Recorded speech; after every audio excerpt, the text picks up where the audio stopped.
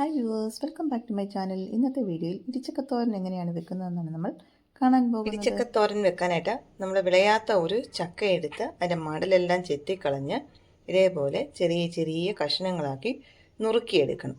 ഇനി ഇതിലേക്ക് കുറച്ച് ഉപ്പും മഞ്ഞൾപ്പൊടിയും വെള്ളവും ചേർത്ത് ഗ്യാസിൽ വെച്ച് നമുക്കൊന്ന് വേവിച്ചെടുക്കാം.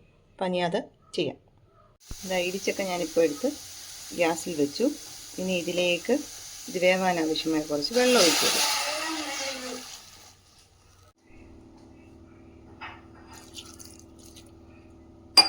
കുറച്ച് ഉപ്പുപൊടി ചേർത്ത് കൊടുക്കാം.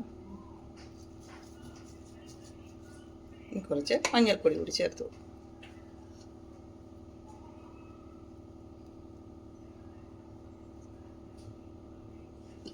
ഇനി ഇതൊന്ന് മൂടി വെച്ച് വേവിച്ചെടുക്കാം.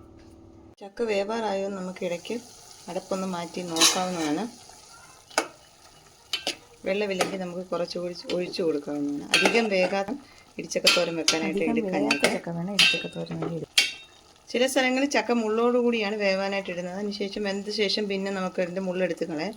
ഞാനിപ്പം മുള്ള് ചെത്തി കളഞ്ഞിട്ടാണ് വേകാനായിട്ട് വെച്ചിരിക്കുന്നത്. കുറച്ച് നേരം കൂടി നമുക്ക് വെയിറ്റ് ചെയ്യാം, നല്ലതുപോലെ വെന്തുടയട്ടെ. ഇപ്പോൾ നമ്മൾ വേഗം വെച്ച് ചക്ക നല്ലതുപോലെ വെന്തിട്ടുണ്ട്. തവി വെച്ച് ഒന്ന് കുത്തി നോക്കുമ്പോൾ തന്നെ അതൊന്ന് ഉടയുന്നുണ്ടെങ്കിൽ നമുക്ക് മനസ്സിലാക്കാൻ സാധിക്കും ചക്ക വെന്തു എന്ന്. ഇനി ഇതിനെ നമുക്ക് ഗ്യാസിൽ നിന്നും മാറ്റി വെക്കണം.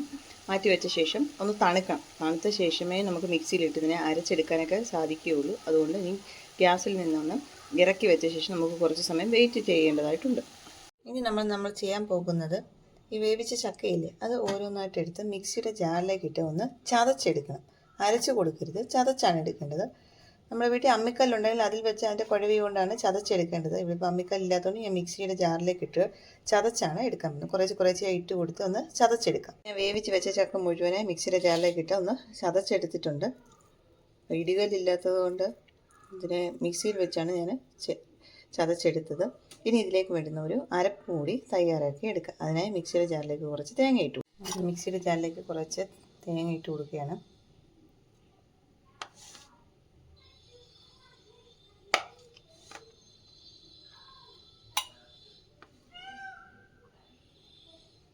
നമ്മൾ എടുത്തിരിക്കുന്ന ചക്കയുടെ ക്വാണ്ടിറ്റി അനുസരിച്ച് നമുക്ക് തേങ്ങ നല്ലതുപോലെ ചേർത്ത് കൊടുക്കേണ്ടതുണ്ട്. അതിലേക്ക് 2-3 അല്ലി വെളുത്തുള്ളി, ഒരു മീഡിയം സൈസ് വലിപ്പമുള്ള പച്ചമുളക്, കുറച്ച് ജീരകം, ഇത്രയും ചേർത്ത് ഒന്ന് ചതച്ചെടുക്കാം.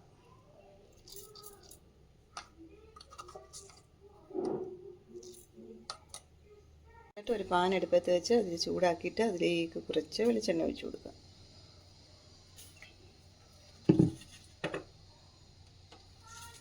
എണ്ണ ചൂടായ ഉടനെ അതിലേക്ക് നമുക്ക് കടുക് ഇട്ട് കൊടുക്കാം.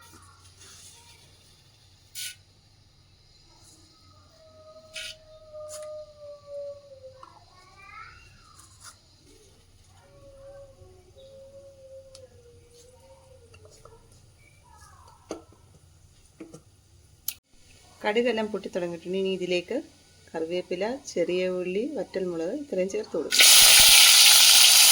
ഉള്ളി ഒന്ന് മൂത്തിട്ടുണ്ട്. ഇനി നമുക്ക് നമ്മൾ മിക്സിയുടെ ജാറിൽ അരച്ച് വെച്ച് അരപ്പ് ഇതിലേക്ക് ചേർത്ത് കൊടുക്കാം.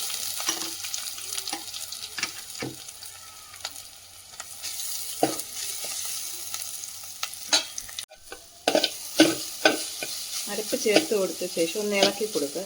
അതിൻ്റെ പുറകെ തന്നെ നമ്മൾ ചതച്ച് വെച്ച ചക്കയില്ലേ, അതുകൂടി ചേർത്ത് കൊടുക്കുക. ചക്കയും കൂടെ ഇതിലേക്ക് ചേർത്ത് കൊടുത്ത് നല്ലതുപോലെ ഇളക്കി യോജിപ്പിക്കാം. കുറച്ച് ഉപ്പ് പാകത്തിനല്ലെങ്കിൽ ആ ഉപ്പുപൊടി കൂടി ചേർത്ത് കൊടുക്കും. ഞാനിപ്പോൾ കുറച്ച് ഉപ്പുപൊടി ഇതിനകത്തേക്ക് ഇട്ട് കൊടുക്കുന്നുണ്ട്. ഇനി നല്ലപോലെ മിക്സ് ചെയ്തിട്ടൊന്ന് ഒന്ന് അടച്ചു വെച്ച് ചെറുതായി ഒന്ന് ഇതിനെ മൂടി മാറ്റി നോക്കാം. അധിക സമയം തീ വെക്കേണ്ടതില്ല, ചെറുതായി ഒന്ന് ചൂടായാൽ മതി. നമ്മുടെ സ്വാദിഷ്ടമായ ഇടിച്ചക്കത്തോരൻ ഇപ്പോൾ ഇവിടെ റെഡി ആയിരിക്കുകയാണ്. ചോറിൻ്റെ കൂടെയൊക്കെ കഴിക്കാൻ നല്ലൊരു കൂട്ടാനാണ്. ഇത്രയേ ഉള്ളൂ ഇന്നത്തെ വീഡിയോ. Thanks for watching.